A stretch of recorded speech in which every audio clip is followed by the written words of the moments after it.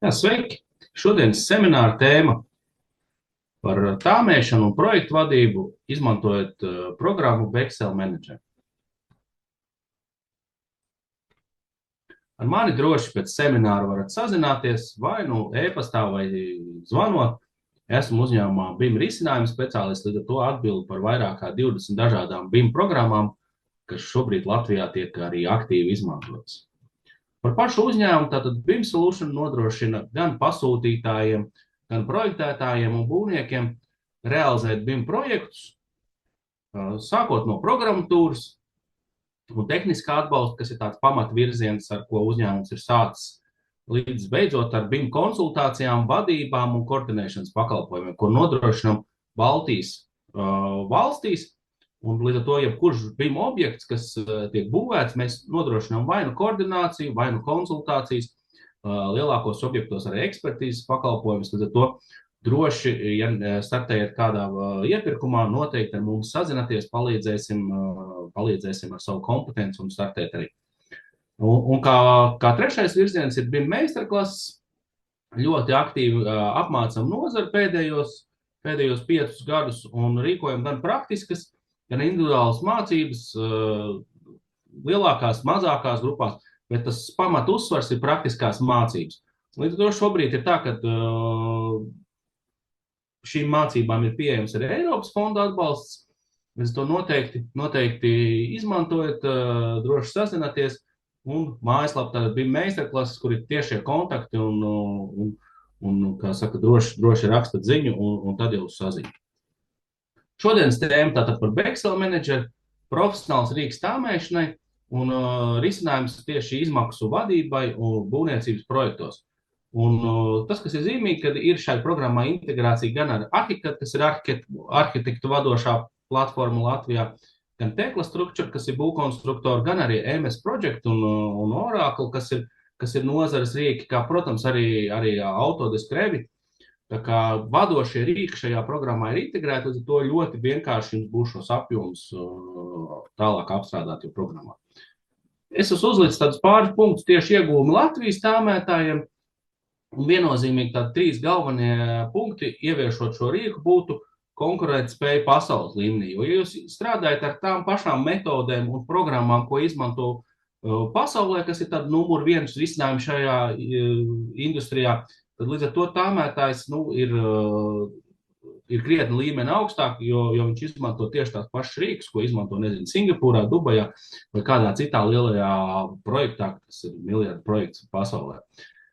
Tāmēšana, ja jūs izmantojat tradicionālas metodas, tad bieži vien tie darbi jums ir 2 līdz 3 reizes lēnāki, ja, un izmantojot specializētus rīkus, jūs šo visu varat automatizēt un izdarīt krietni ātrāk. Līdz ar to paliek vairāk laika analīzei un strateģiskiem lēmumiem. Ja. Un prestižs tā kā noteikti, ja uzņēmumā ir darbinieks, kas ir apgūst, pieņemsim, šo pašu programmu, viņa prestižs krietni aug, līdz ar to viņš var panākt augstāku pozīciju un krietni lielākus objektus arī veikt. Līdz ar to tad iegūms ir gan darbiniekam, gan uzņēmumam tieši apgūstot jau vienu vai otru risinājumu, kas ir tāmētājiem specializēts. Un te es uzliku tieši tādu salīdzinājumu ar Excel Manager, salīdzinot ar tradicionālo tāmēšanu, izvirzot tādus galvenos 6 aspektus, ja, tātad apjomu uzskaiti. Ja, tātad manuāli, laikietilpīgi ikdienā bieži vien tāmētājiem jau šos apjomus paņemot no PDF-iem vai no kādiem citiem programmām vai online kaut kādām programmiņām. Ja, tātad ar Excel Manager tas nozīmē automatizēta tieša no modeļu apjomu uzskaiti. Ja. Ja mēs skatāmies kļūdu risku, tad tas ir būtībā galvenais arī iemesls, kāpēc Excels varbūt ir tik populārs pasaulē, jo kļūdas maksā dārgi. Un tradicionālā metodē augsts cilvēciskais risks, līdz to bieži vien ir dzirdams, kad tad ir būtisks kļūdas, ja tur 80,000 lielākas kļūdas, ja, kur cilvēciskais faktors ir palaidis kaut kādas izmaksas garām. Tieši Excel Manager šis ir minimizēts, līdz ar to tas viss ir automātiski, sistēmiski tiek kontrolēts un samazina šīs kļūdas līdz minimumam. Ja. Datu atjaunošana, ja mēs tāmējam manuāli, tad atkārtots darbs no jauna, saņemot jaunus modeļus, Vekslā gadījumā tas ir vienkāršots, viena klikšķa attālumā mēs salīdzinām, apskatāmies izmaiņas un darām. Variantu salīdzināšana, jā, kā es saku, ir sarežģīta, laikietilpīga tradicionāla tāmēšanā. Nu, Vekslā gadījumā tā būs ātra, iebūvēta funkcionalitāte, jā, tad specializēta šim. Sadarbība, kā jau jūs zinat, jā, sadarbības ar e-pastiem, ar WhatsAppiem, ar telefoniem ir haotiska, veidojās versiju kontrola, haoss un tā tālāk, un līdz ar to kaut kādi darbi tiek palaisti garām, un tas iet tādu nebeidzamo rīņķi.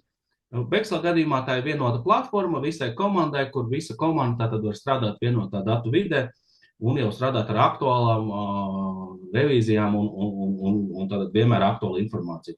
Nu, ar atskaitēm ir tieši tāpatās manuāli, tātad bieži vien šīs atskaites ir manuāls, formatēšana aizņem daudz laika. Nu, Vekslā gadījumā tas jau ir automātiski pielāgoti šabloni, ko cilvēkam mācoties, attīstoties, šo visu var automatizēt, un ja nepieciešams kaut kādas lietas, arī mēs, kā uzņēmums, varam palīdzēt uzprogrammēt lietas, jo nodrošinām arī šīs konsultācijas un ne tikai tehnisko atbalstu. Bet šodien noteikti tādu šos aspektus parādīs jau no praktiskā viedokļa Uģis un inženieris tāmētājs ar vairāk kā 20 gadu pieredzi un specializējies tieši uz betonēšanas darbu aprēķiniem, tieši Primex uzņēmumā, un noteikti nodemonstrēs, pastāstīs arī vairāk par sevi. Es došu vārdu tālāk, un mana daļa būs atkal uz beigām. Es pieslēgšos kaut kur tātad pēc kādām 40 minūtēm, ja, kur iziesim cauri jautājumiem un atbildēm. Tā kā droši rakstat jautājumus, un semināra beigās mēs uz visiem centīsimies arī atbildēt un iziet jau detalizēt. Labi, Uģi, tad droši var pārņemt ekrānu, jau nodemonstrēt praktiski, kā tad ir šī pieredze tev izveidojusies ar programmu. Jā, paldies. Īsumā par sevi pēdējos 8 gadus strādāju Primexā. Ļoti patīk šī programma un redzu viņā ļoti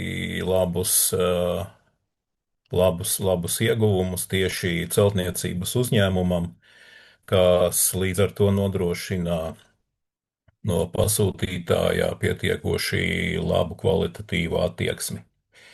Tā, es ceru, ka jūs redzat manu ekrānu. Mums ir priekšā viens tāds vecāks modelis no 23. gada.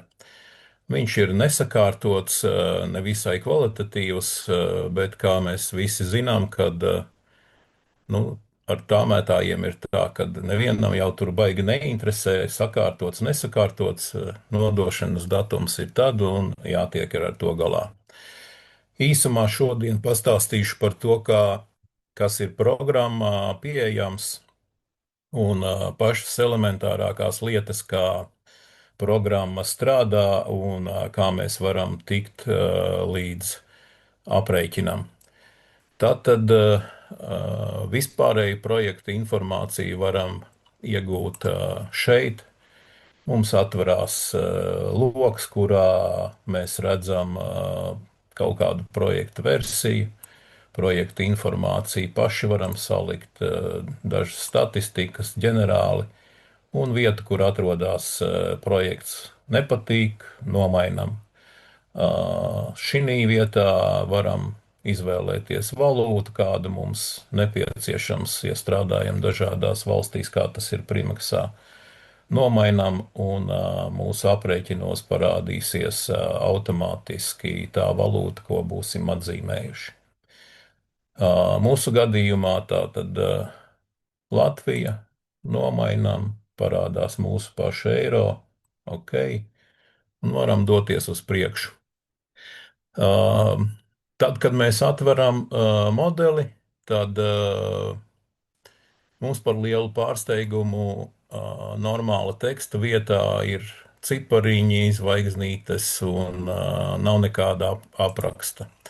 Šur tur šis tas parādās, bet nu tā pavisam konkrēti ne mums ir skaidrs, ko tie cipari nozīmē, ne mums ir skaidrs, teiksim, kā ar to rīkoties. Līdz ar to modelis, tā sakot, ir nekārtīgs, un mums būtu jātiek ar to visu problēmu galā. Tādas pavisam parastas lietiņas parādīšu uzreiz. Iezīmējot kādu no elementiem, mums pavarās lodziņš, kurā ir iespējams elementam šo to pamainīt, noslēpt dažādas vai parādīt tātad specifiskas lietas, kas ir kategorijas un ģimenes. Tātad īsumā atgriežoties, šī pirmā lielā pozīcija, ko iezīmēju, ir kategorija.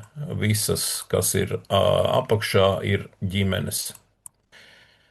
Tātad man patīk, kad katra pozīcija ir tādā savā krāsiņā, labākā tur vai sliktākā. Ja, tad gribu pamainīt krāsu, izvēlos kādu no standarta krāsām, gribu kaut ko sevišķāku, tad paregulēju gaišāku, tumšāku. Teiksim, varu pamainīt uzreiz vai kādu un nodefinēt, ka man gribētos, lai šis elements ir šādā krāsā. Tātad arī jebkuru citu elementu.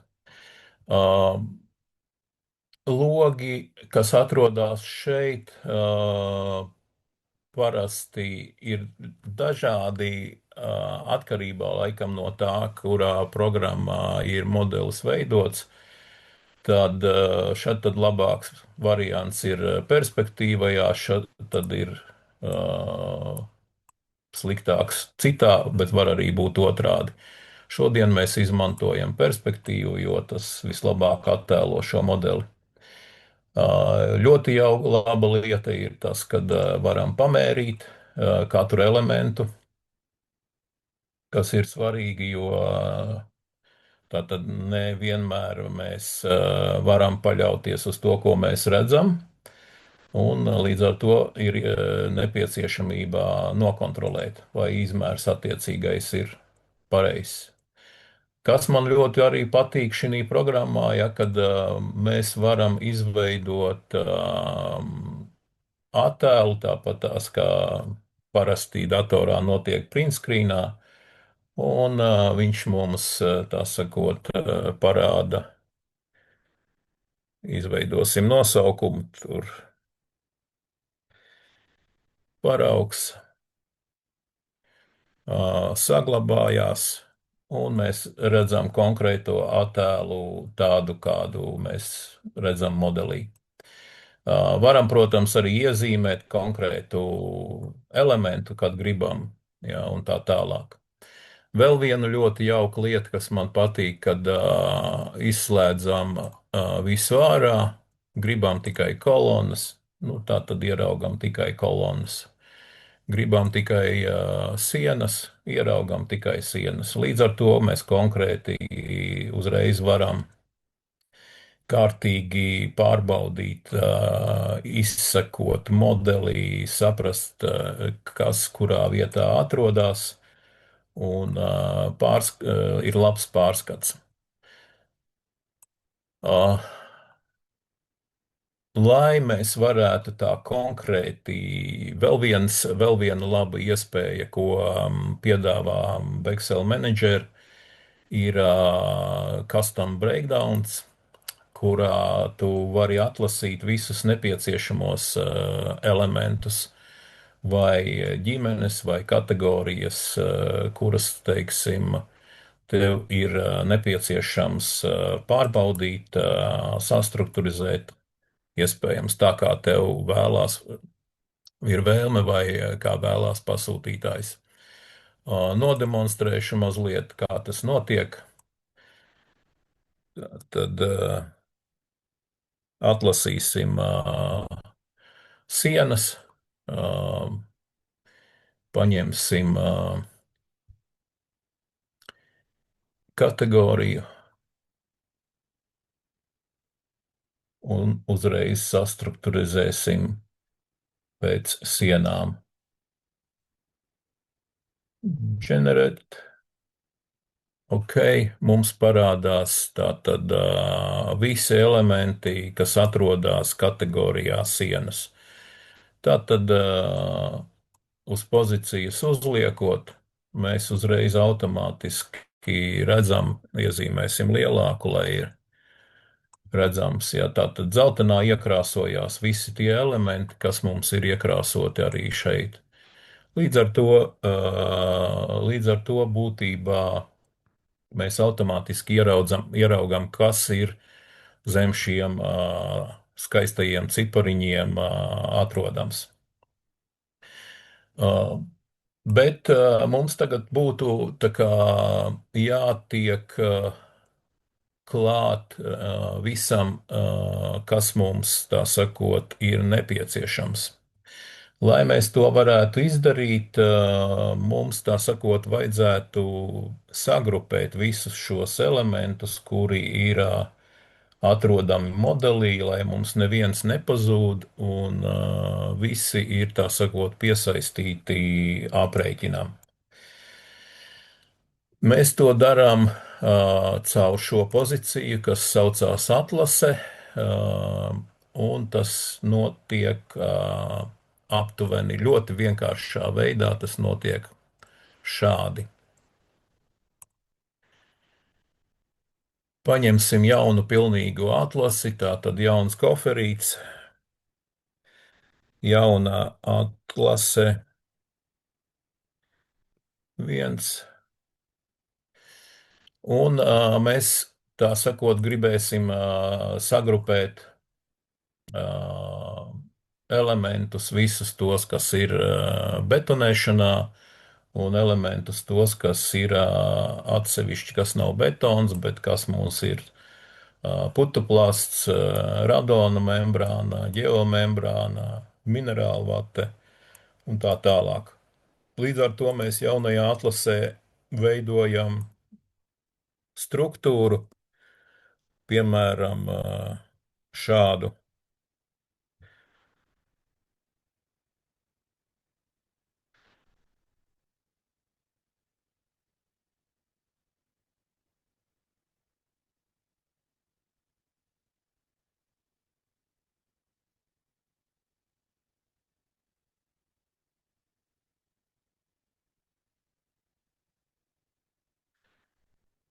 Nu, trešo uztaisīsim, teiksim, nav īsti pareizi ciparu ziņā, bet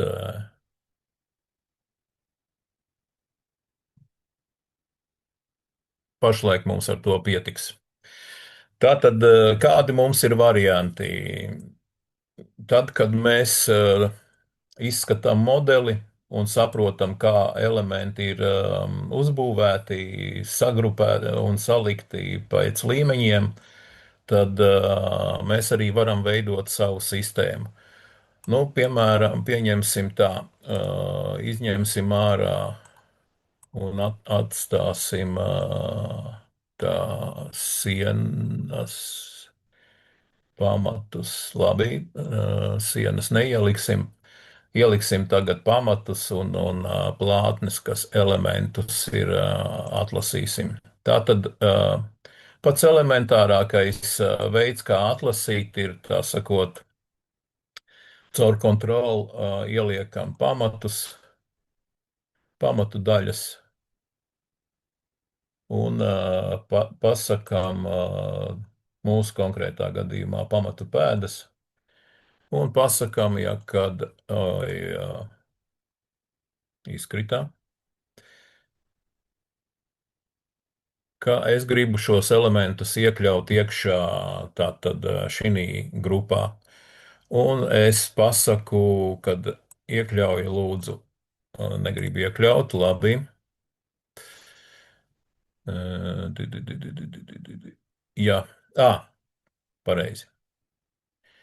Un būtībā, teiksim, mums izmetās jauns loks, un mēs uzreiz jau, tā sakot, programma ir iekļāvusi šādā veidā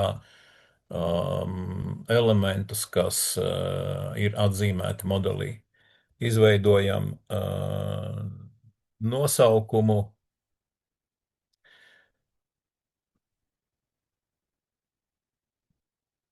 sakam OK, un mums tā sakot, ir elementi iekļauti tanī grupā.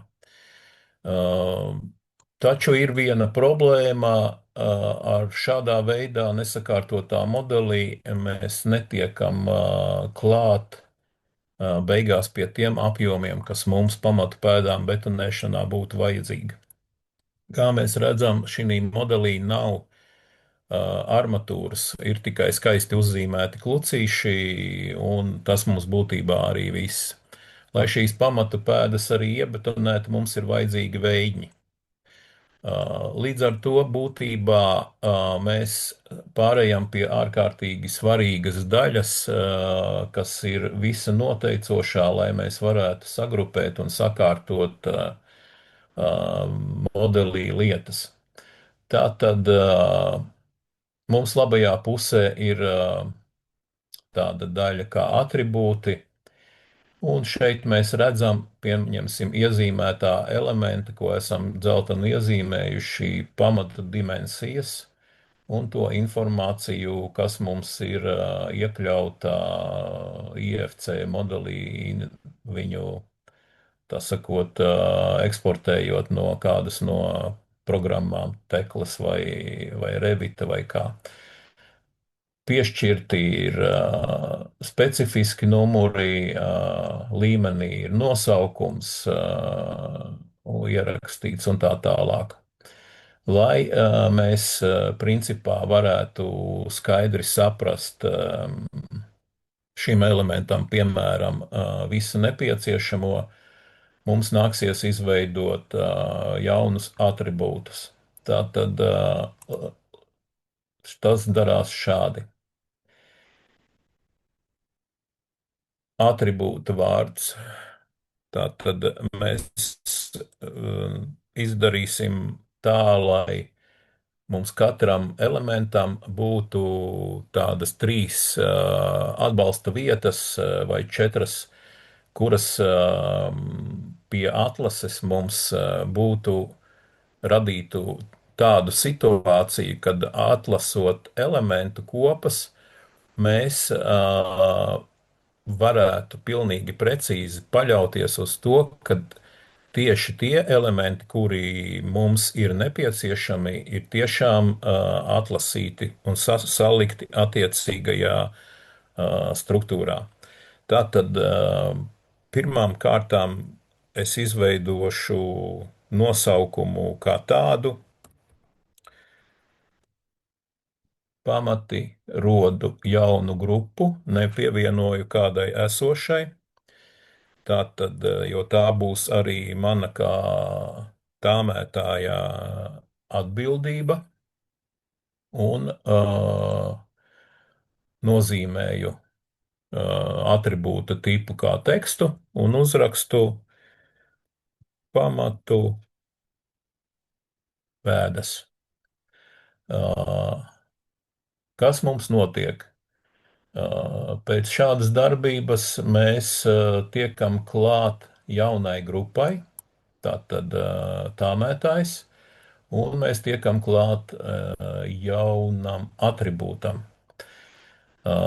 Visas zilās iekrāsotās, tā sakot, rindiņas horizontālās ir grupas nosaukumi, viss, kas ir balts apakšā, tātad tie ir atribūti. Mums tagad vajadzētu šim elementam arī tikt klāt pie, teiksim, sāksim ar to, ka tie ir veidņi. Tātad taisam jaunu atribūtu, kas sauksies mums pamatu veidņi, grupa tāmētājs, atkal izvēlamies tagad veidu, kādā mēs aprēķināsim šim elementam tā saucamos veidņus.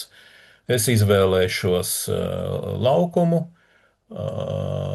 līdz ar to tikko mēs izvēlamies laukumu, mums parādās vienībā kvadrātmetri, un nākošā darbība mēs aizejam uz apakšā pašā ir formula.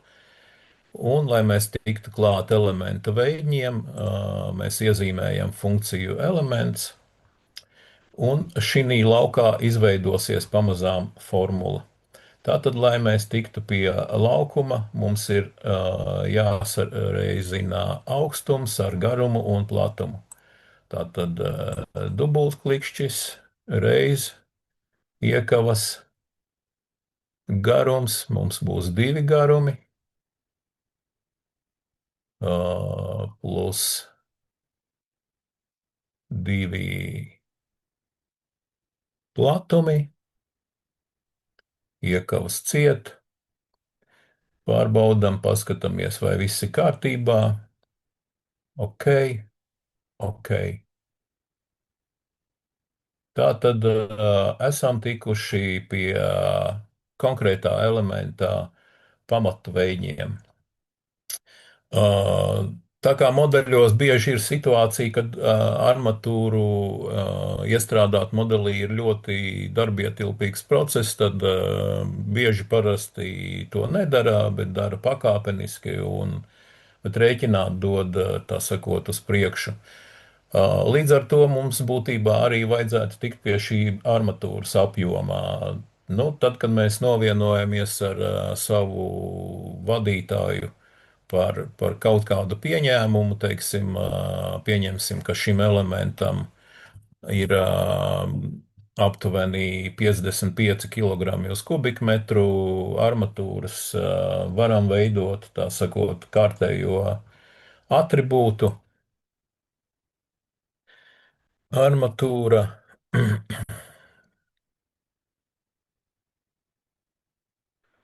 Pamatu pēdai grupa. Kāmētājs. Ņemam masu, mums parādās kilogrami, un atkal ejam uz elementu, šoreiz sameklējam aprēķināto tilpumu un dodam reizinājumu. Reiz, teiksim, 55, un sakam labi, labi, un esam ieguvuši, tā sakot, otru, tā, kur mums viņš pazuda.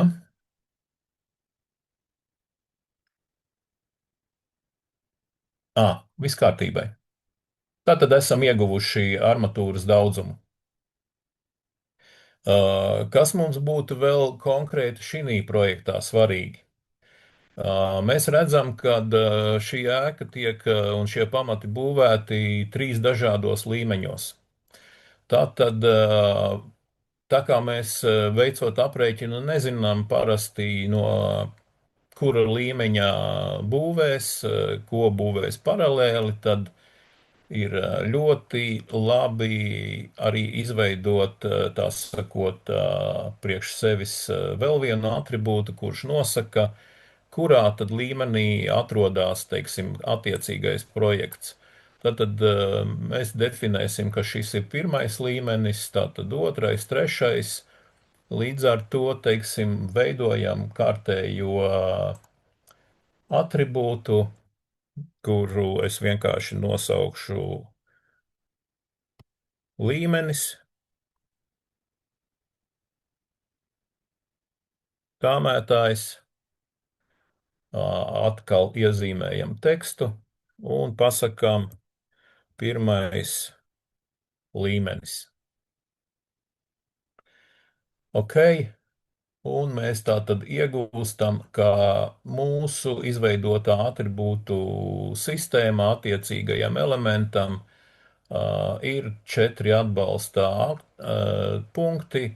Tātad priekš betonēšanas armatūra, veidņi, tātad tekla mums parāda, kāds ir tilpums, tāpat tās, teiksim, ejam augšā, mēs arī redzam tilpumu, parasti vajadzētu salīdzināt, vai programmas rēķinātais ir vienāds ar to, ko ir dabūjis, ko nozīmē tekla. Paskatāmies, ka tie cipari sakrītā, tad mēs varam paļauties uz to. Tāpat tās mēs arī pārbaudām, teiksim, garumu, augstumu un tā tālāk. Jebkuru no šiem atribūtiem salīdzinām, jā, ar to, ko programma mums iedod, un ja mums tie cipari sakrīt, tā tad varam droši rīkoties tālāk. Tagad, tā kā esam izveidojuši, tā sakot, sistēmu,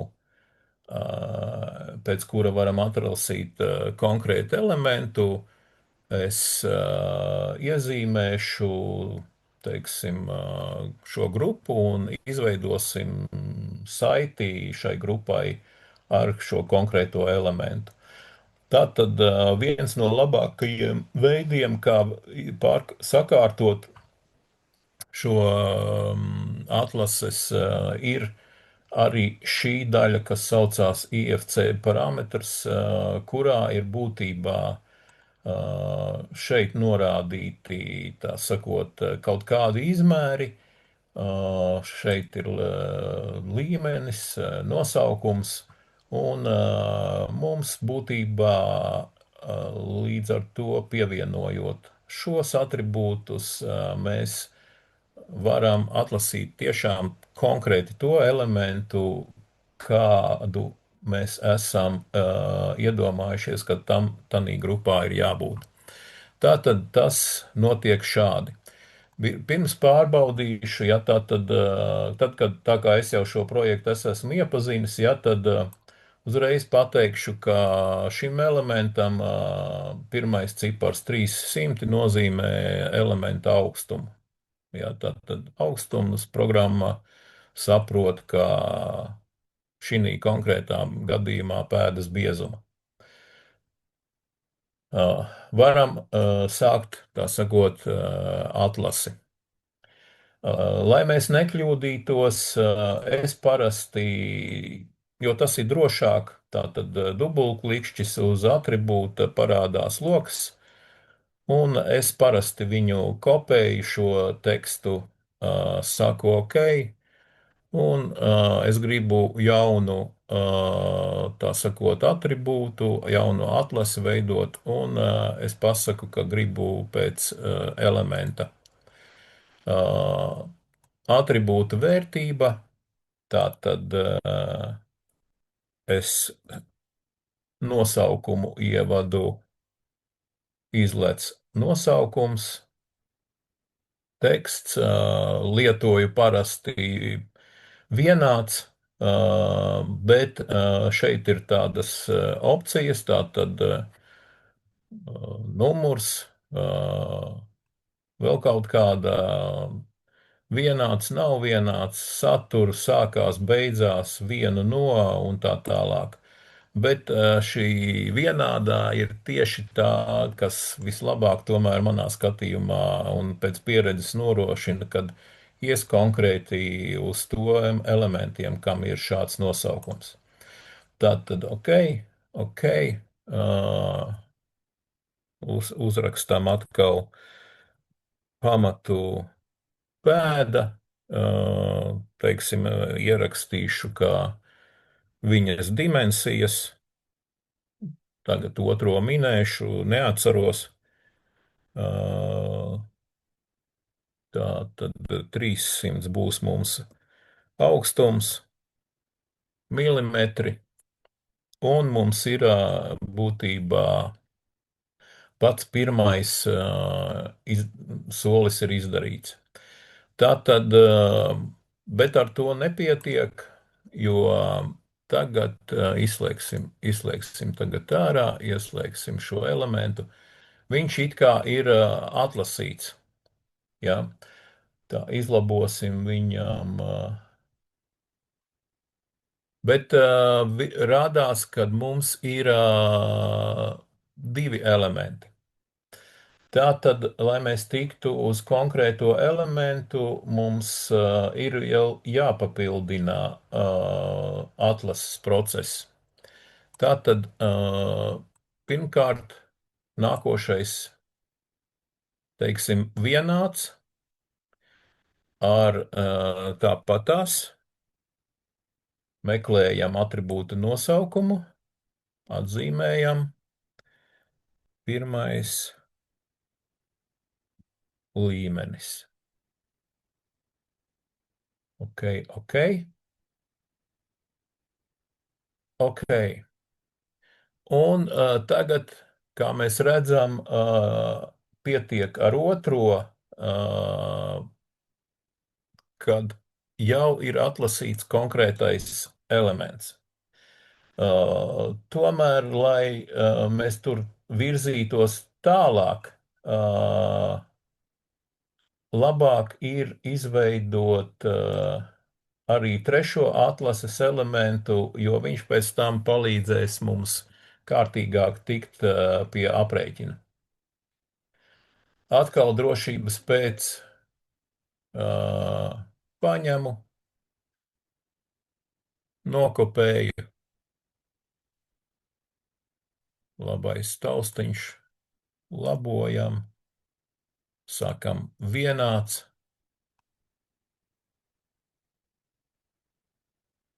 pamati, teksts, ok, ok, ok. Tātad, ko mēs esam izdarījuši? Mēs principā esam šobrīd izdarījuši tādu, ka mums ir nosaukums, kas ir dots programmā, mums ir grupa, kurā atrādās konkrētais elements, mums ir arī nozīmētā vieta konkrēti pirmajā līmenī, kurā elements atrodas. Varam vēlreiz papildināt, tā sakot, šo elementu tagad, lai ir pavisam precīzi, arī darām tieši tāpat kā iepriekš, kopējam, pasakam, ka gribam pieregulēt, tā sakot, izmantojam tieši tāpat, ierakstām nosaukumu grupas, un te parādās viena tāda programmas īpatnība, ka tikko mums ir kaut kāds elementiņš ielikts starp cipariņiem, tā programma to vairs neuztver kā tīrus ciparus, jā, bet viņu to uztver kā tekstu. Nu, tā tad, lūk, mēs redzam, ka šie elementi ir 3 kopumā, bet mums beigās tik un tā ir šeit viens elements. Šī ir ārkārtīgi svarīga sadaļa pie sagrupēšanas, jo viņa principā parāda to, ka palīdz atlasīt pēc tam, kad mēs ejam uz quantity takeoff, atlasīt precīzi tos elementus un precīzi to, teiksim, variantu un darba apjoms, kas mums ir sagrupēti, sakārtoti, teiksim, tā kā mēs esam sagrupējuši. Ārkārtīgi svarīga daļa. Lai mēs tagad tiktu pie, tā sakot, kādas iespējas ir tikt pie darba apjomiem. Parādīšu vienkārši elementu, kā tiekam klāt pie kaut kādiem apjomiem, visiem betonētajiem elementiem. Mums laiks iet uz priekšu, tā kā bišķiņ jāpātrina mana rādīšana. Tātad es pasaku, vislabākais vienmēr tāpat izvēlos kārtējo koferītī, betons. Un es saku, kad gribu jaunu, tā sakot, darbu aprēķinu.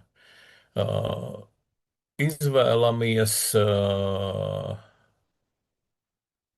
kategorijas, paņemsim šoreiz sienas, pasakam, kā lietosim šo un veiksim sagrupēšanu pēc ģimenēm.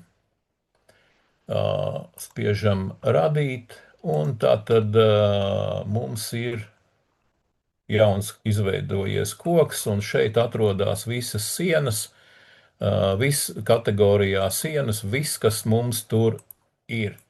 Tātad mēs gribētu šī brīdī paņemt, dabūt kubikmetrus, un mums ir vairākas iespējas, lai tiktu tātad programmas rēķinātais, teklas rēķinātais. Izvēlēsimies šobrīd šo opciju, un mums ir kubi.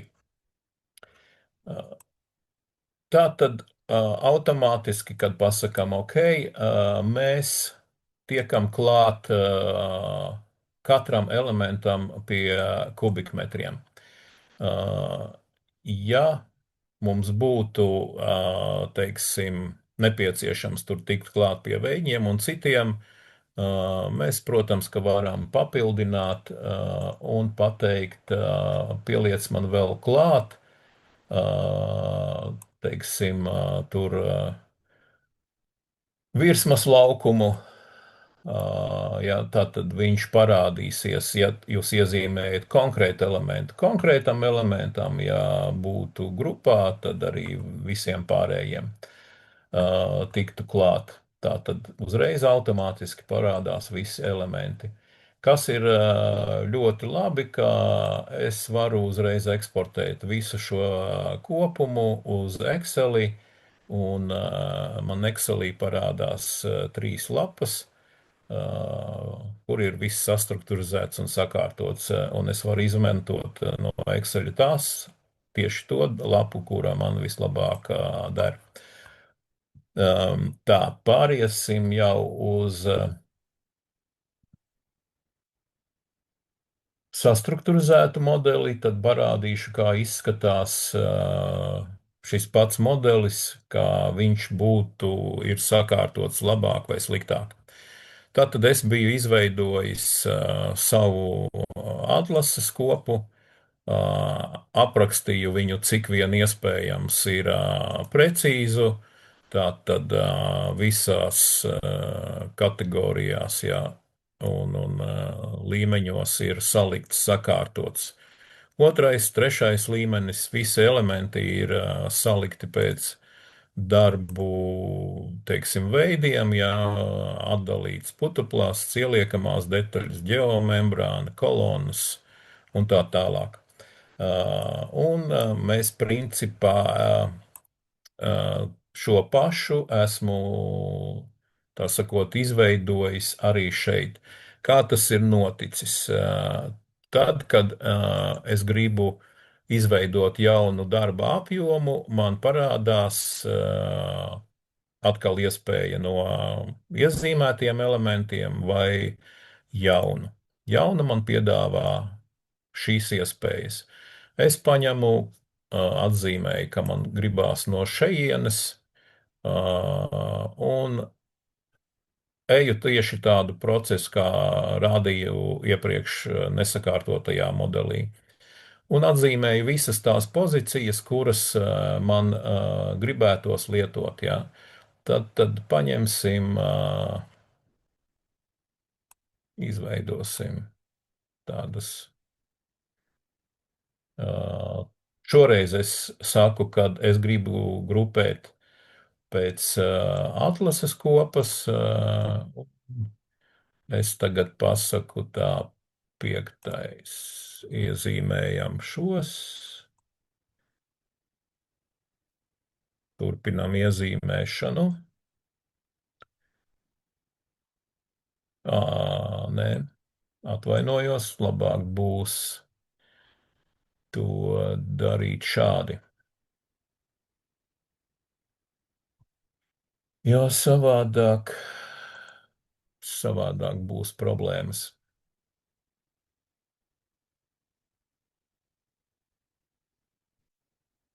Okay. Generate. un katru mēs tālāk varam grupēt atkal tā, kā mums vajadzētu.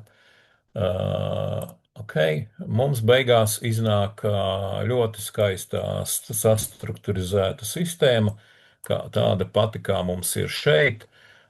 Es centos izveidot tieši tādu pašu, ierakstīt tās pašas nosaukumus, tos pašus ciparus, jā, tie paši teksti. Viss parādās, viss ir skaidri saprotams, un tāpat tās kā iepriekš varam visu eksportēt.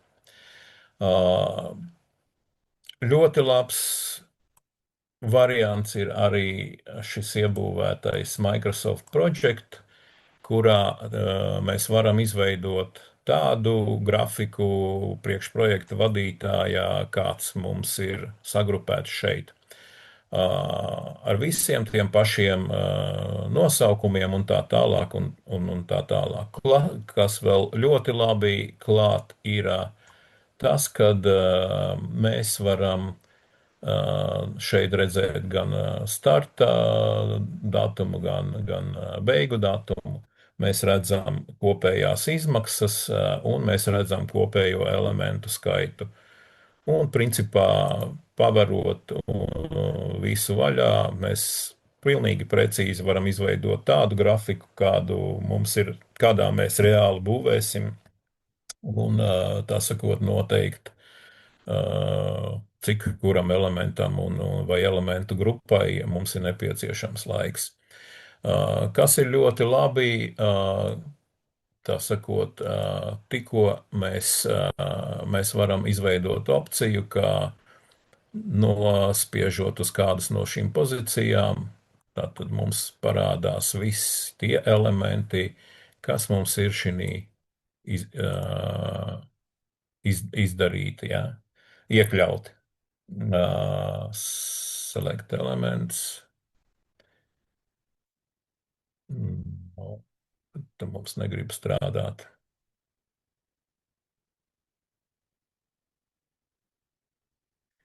Tā, izdarīsim savādāk.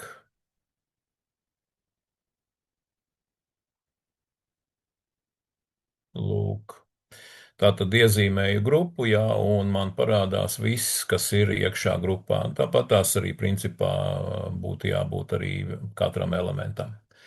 Kas ir ļoti skaisti manā skatījumā, un tas ļoti nodara projektu vadītājam un darba vadītājam.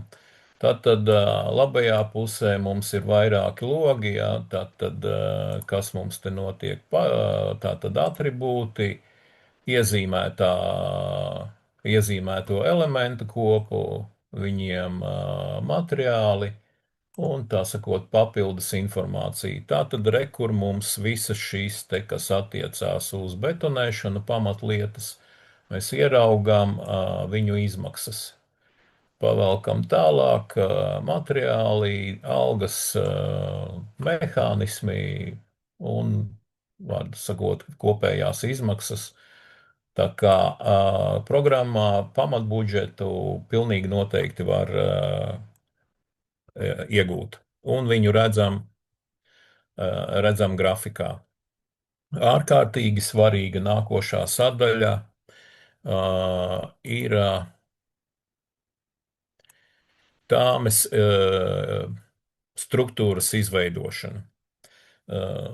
Jaunu klasifikāciju mēs varam paņemt dažādos veidos, nosauksim viņu tur kaut kādiem burtiņiem, apzīmēsim. Un tātad mēs sakam, ka mēs gribam paņemt klasifikāciju, izveidot no quantity takeoff vai no custom breakdown, ja viņa mums ir tur radītā. Un es šoreiz pasaku, tā sakot, quantity takeoff, un te mums ir parādās viena tāda lieta. Ja mēs neesam definējuši, kāda būs struktūra, tad mums programma piedāvā tikai pa vienam elementam. Mums tā kā tas nedara, līdz ar to mums tā kā vajadzētu veikt definīciju. kāda būs tā struktūra. Definējam caur šo piktogrammu, pielieksim klāt vispirms, teiksim, tos tik elementu skaitu, kā mums gribētos, kādas mums ir iespējas. Tātad cipari, lielie burti, mazie burti. Es izvēlēšos šoreiz lielos burtus, elementu skaits tātad ir 3, atdalītāju vienkārši domzīmi,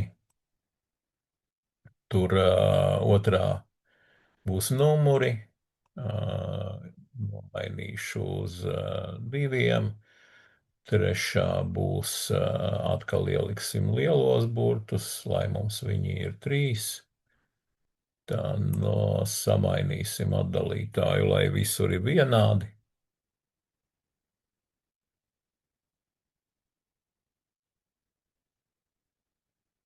Ok, mēs struktūru esam radījuši, nodefinējuši. Lai mums šī struktūra strādātu, mēs būtībā paņemam jaunu un pasakam, radam jaunu, tā sakot, apakšstruktūru. Šeit mēs norādām, teiksim, tā 2 burtus, 2, tā kā bija lielie burti, tā tad lielie, nosaucam pamatu betonēšana, un šeit mēs, šoreiz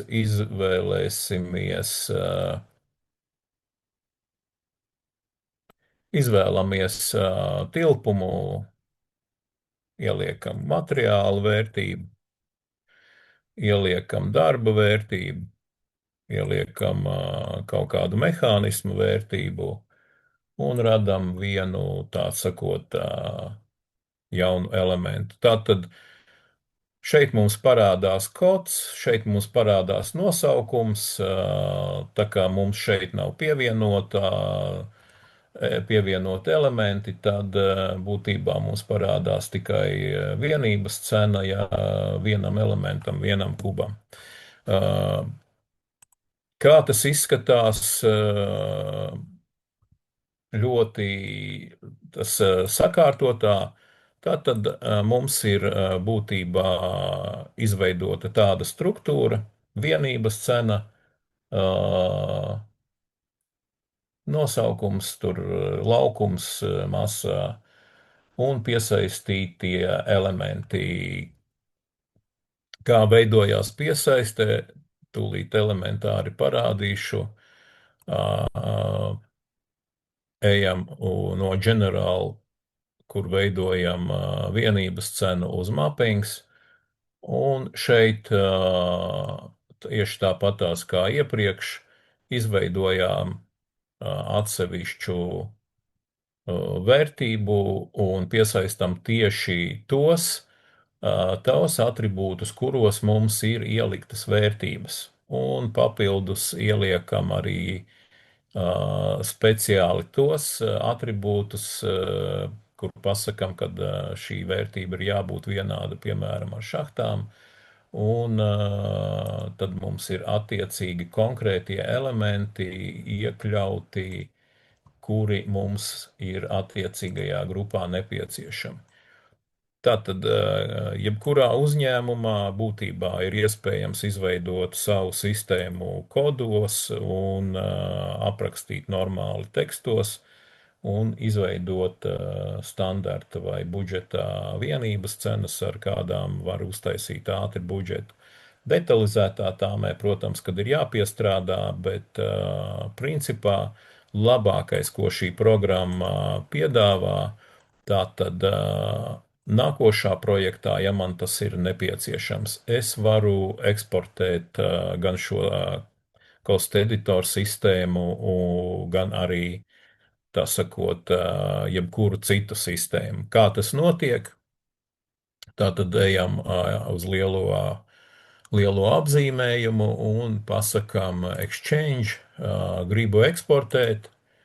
Un šeit atzīmējam visu to, ko mēs gribam eksportēt, next līdz finish, pieņemsim selection set, šo, pasakam finish, ja, un viņš mums iedod attiecīgo kaut kādu vietu, ja, kurā mēs varam eksportēt visas nepieciešamās lietas. Tieši tāpatās arī importēt. Pasakām, ka mēs gribam no šī koferā konkrēto eksportēto vietu, to failiņu, un viņš tikpat smuki paņems visu to jūsu nākošajā projektā.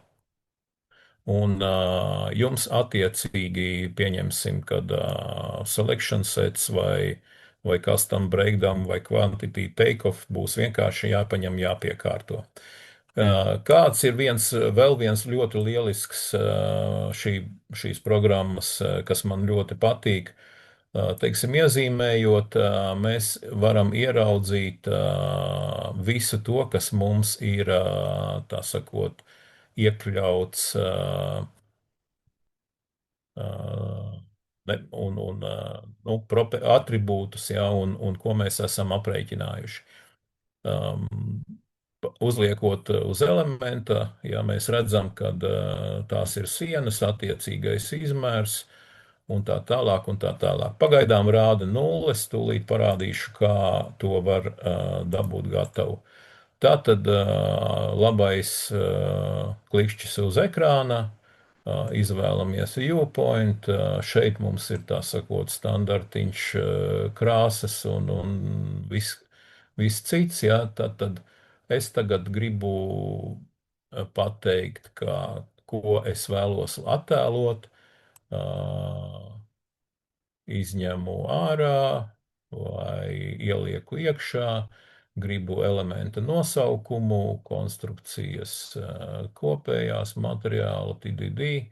Ja man būtu sakārtots grafiks, parādītos arī starta un beigu datums, pasaku OK, un man parādās šis. Tā, kā mēs tiekam līdz tāmei? Tad, kad mums ir sastrukturizēta kaut kā šī sistēma, mēs vienkārši nospiežam auto assign un pasakām aktīvā versija. Man jau tas ir izdarīts ātrāk, un mēs beigās tikuši esam pie aprēķina. Tātad, ko mēs šeit redzam?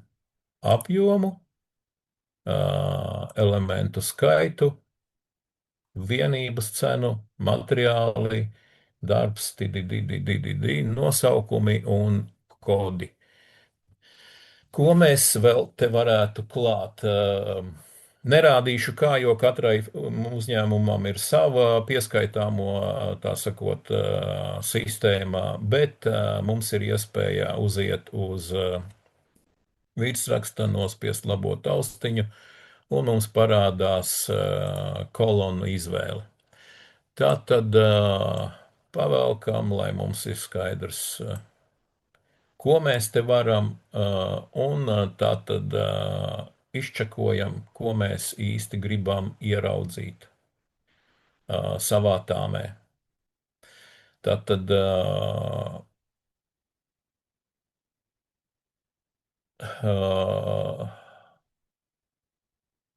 virsizdevumi, procenti un tā tālāk.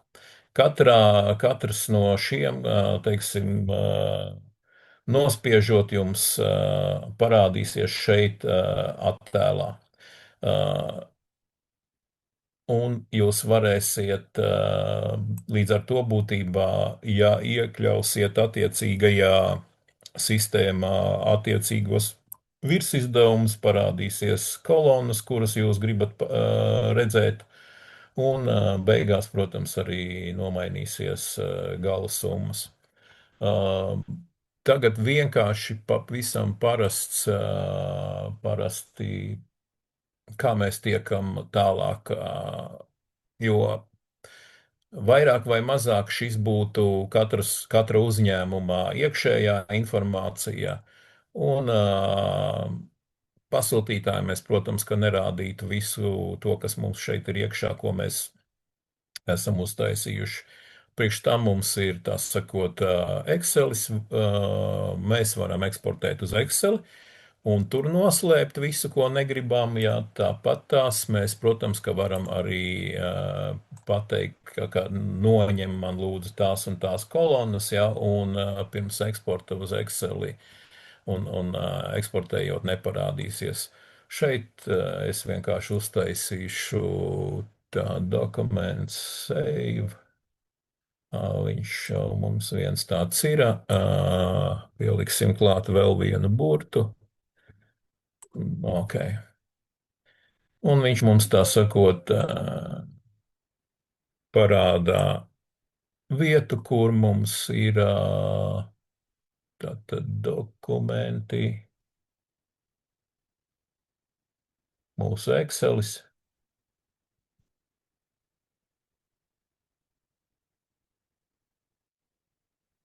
Un esam tikuši, tā sakot, pie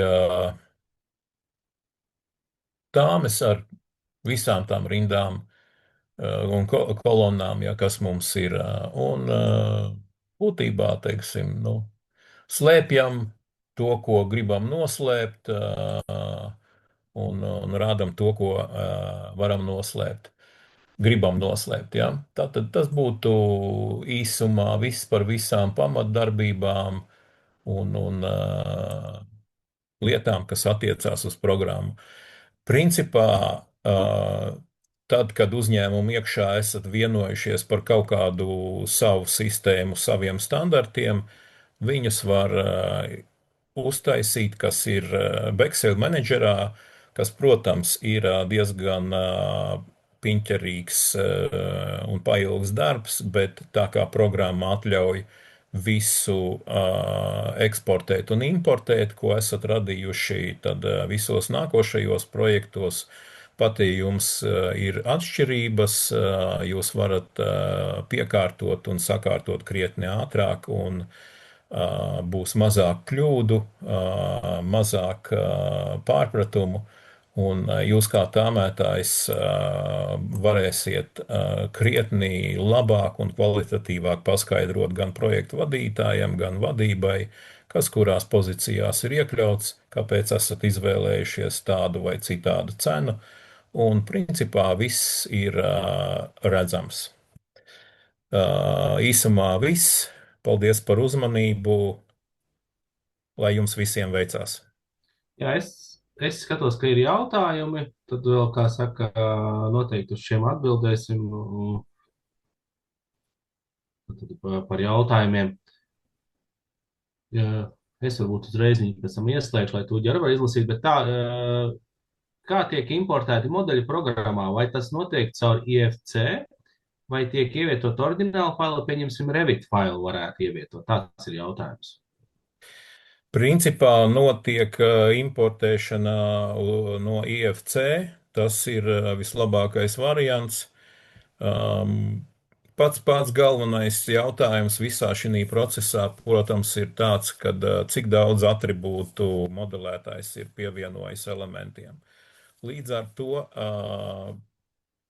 ir tas vienmēr lielais jautājums, kurš vairāk strādās - modelētājs vai tāmētājs.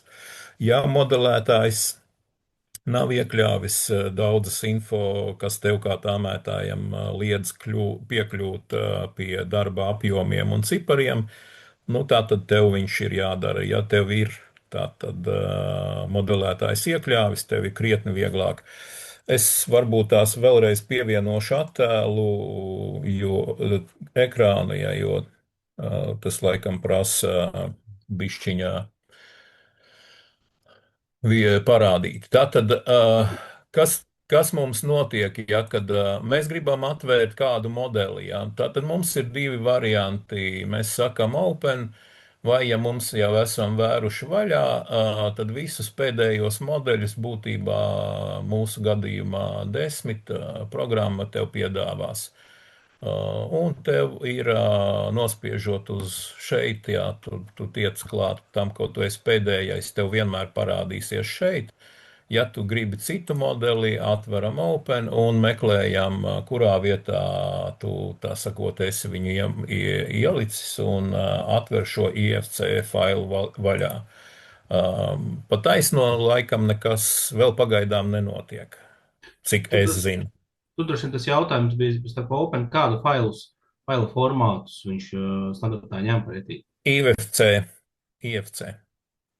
Un te bija arī tāds papildu jautājums no tā paša cilvēka, vai netiek pazaudēta kaut kāda informācija. Zin, kā, ja cilvēks nav pareizi varbūt konvertējis vai nemāk pareizi eksportēt uz IFC, tā kā droši vien Jā, tas info tiek pazaudēta tad, ja uz IFC nav viņa, tā sakot, eksportēta. Tā kā teklā, revitā visi tie ķeksīši un atzīmītes, kas būtu nepieciešams eksportējot, ir jāizdara tieši modelētājiem. Ja kaut kas nenotiek, kaut kas pietrūkst, loģiski, ka vajadzētu griezties pie modelētāja. Nu, ja nav tādas, neiznāk nekas, tā tad mēs strādājam kā tāmētāji. Darbs ir mazliet ilgāk, bet šī programma principā nodrošina ārkārtīgu precizitāti, jo pamatprincips ir, teiksim, viskaistākais tas, kad viss tas, ko es redzu modelī, tātad viņš viss ir ieliekams tāmē. Kā es varu pārbaudīt, vai ir tāmē? Tātad viens variants ir caur šīm atzīmītēm, kad iezīmējiet man lūdzu, piemēram, kā es ielieku atzīmi šeit, jā. Es iezīmēšu kaut kādu grupu, es viņu pagriežu. Mēs šie ir citi elementi, jā, bet ja man būtu, teiksim, plātnes šeit, ja tad viņš man uzreiz automātiski parādītu visu iezīmēto. Ja tas pats notiek grafikā. Otrs labs variants ir, teiksim, tāds, ka ja man tā atlase ir veikta, ja, tad kā es varu pārliecināties, ka man visi elementi ir iekšā, gan quantity takeoffā, gan šī atlasē. Ja es nospiežu jauno atlasē bumbiņu, man izdzēšās viss, un ja man šeit kaut kas ir palicis, tad šī bumbiņa ir brūna, un apakšā es uzreiz ieraugu, ko es esmu palaidis garām. Ja pie labākās, tā sakot, pie foršās sistēmas ir, teiksim tā, ja kad, kā mums ir šeit, ja, tā tad tukšums ir laieros.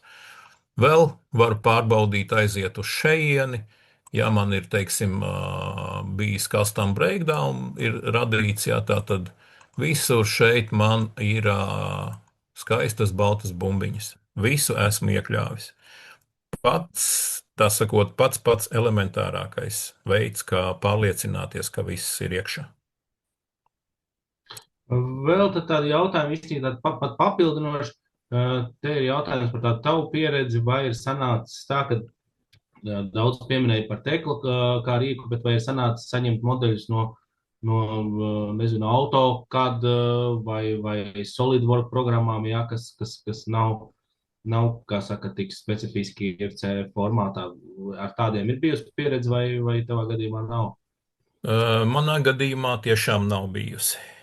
Jo, principā, teiksim, pieredze ir tāda, ja kad vai nu pasūtītājs dod modeli, ja, kuru mēs apstrādājam, ja, vai ja mums ir laiks radīt pašiem, tā tad bija teklā modelētāji, kuri strādā projektē, ja, un tad pēc tam eksportē uz IFC, un mēs viņu apstrādājam tā, kā viņu vajag apstrādāt.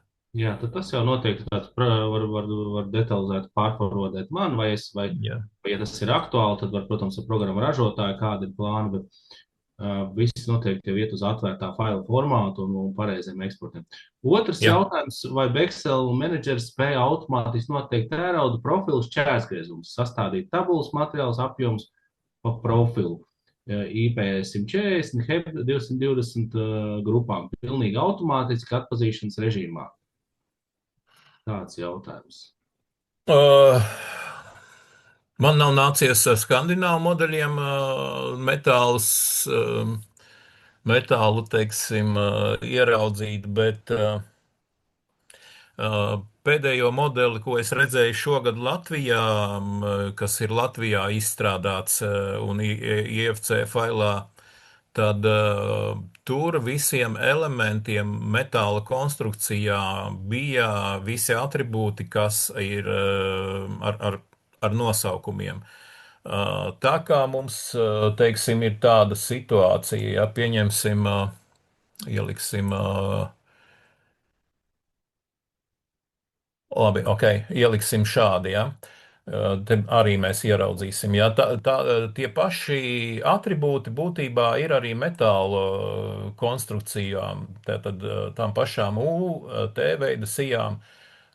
Kas tur ir ļoti labi, kad parādās virsmas laukums arī metālam. Tātad mēs viņu tiekam pie šiem apjomiem klāt. Tāpat tās viņam parādās svars uz metru vai svars uz laukumu. Līdz ar to būtībā, kā es teicu nedaudz agrāk, ārkārtīgi ir svarīgi tas, ko modelētājs ir aprakstījis un cik tas ir precīzi. Un cik es esmu saskāries, tad katrā programmā vai teklā, Revitā, Navisworkā, tas viss notiek katrā programmā mazliet savādāk, bet ir iespējams pietiekami labi kvalitatīvu informāciju iedot, kas ir eksportējama uz IFC, un pēc tam Beksels nolasa parasti. Es esmu gan sadūries ar situāciju tādu, ja, kad pamatvērtības nesakrīt ar teklu, un tad gan modelis ir ārkārtīgi sabojāts, un labāk pēc viņa to nerēķināt tomēr. Tas gan iesaku nerēķināt, vai arī, teiksim, tīri rēķināt pēc teklas kvantitī. Ja, piemēram, tā ir tekla vai arī revits, jā, jo tas ir, tikko ir šīs nesakritības, tā tad kaut kas ir galīgi nav kārtībā, jā, tur var būt dažādi iemesli, un labāk neriskēt. Ja nav citas pamat informācijas, piemēram, 2D rasējumi, pret kuriem var pārbaudīt vismaz 5 līdz 10 elementu dimensijas, jā, un tilpumus un laukumus un tā tālāk. Jā, Droši paliek droši. Jā, un te viņš jau precizē šo pašu jautājumu, vai Beksels spēja noteikt tieši pašu profilu, vai te ir specifiska algoritma atpazīšanai tieši programmā?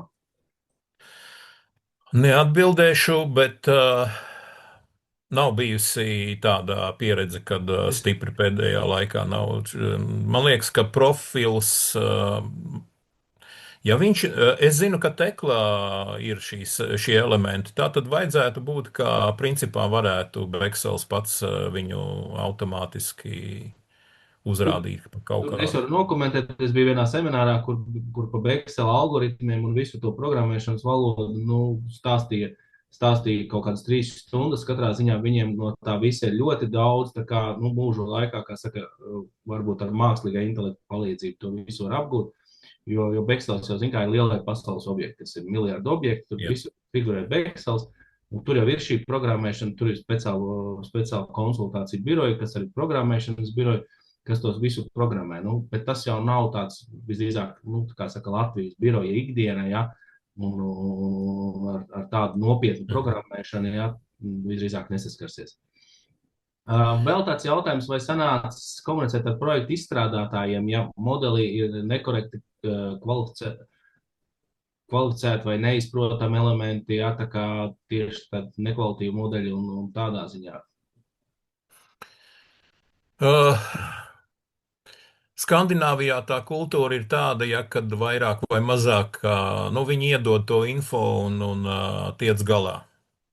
Ja, tā kā es neesmu komunicējis ar pasūtītāju pusi par šo, ar to, kur mēs esam paši veidojuši modeļus. Jā, mēs sēžamies pie galda, runājam un meklējam meklējam variantu, kā likvidēt šīs neskaidrības. Ja, jo principā Redziet, kā ir, jā, tas, ko es esmu šeit radījis, jā, tas ir diezgan liels un pasmags darbs, jā, bet tad, kad es Primeksā pēdējo gadu, teiksim, strādāju, es pārstrādāju un pārgrupēju kaut kur aptuveni 8 līdz 10 modeļus un izdarīju visu to līdzīgā sistēmā, ja tā tad projektu vadītājam, darba vadītājam ir ārkārtīgi viegli strādāt būvlaukumā, jo nu, jebkurš projektu vadītājs un darba vadītājs ieraugot kaut kādu šitādu, jā, viņš paliksies, jā, un tas nozīmē, ka viņš tērēs laiku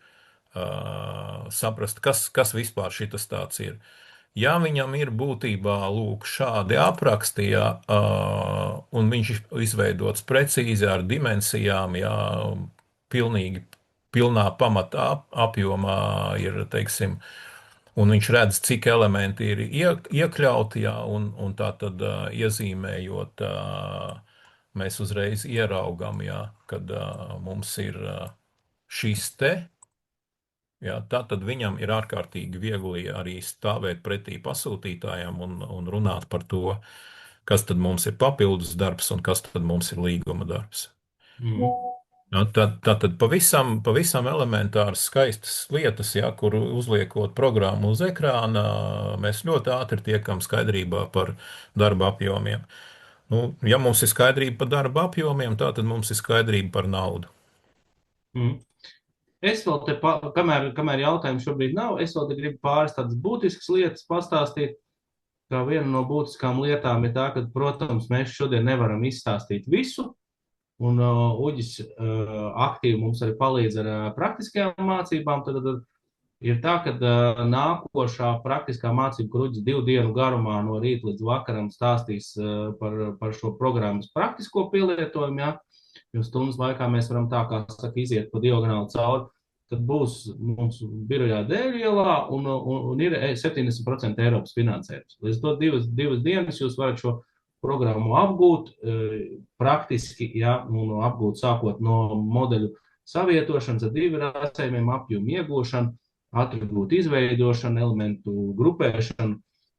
Tā kā tas viss darba plāns ir paredzēts 2 pilnīgi praktiskām dienām, kur šis viss iziet tiek cauri. Ja? Tā kā noteikti, ja jūs redzat, kad jums ir, kā saka, iespējas šādu rīku uzņēmumā ieviest, salīdzināt ar tradicionālo tāmēšanu, tad noteikti skatieties, mājā ir šīs iespējas pieteikties. Rīkojam līdz 8 cilvēkiem grupu, līdz ar to, lai praktiski varētu visi iziet cauri, veikt šo praktisko darbību un dodoties jau mājās, jau viņam būtu praktisks iemaņas, kā šo programmu lietot.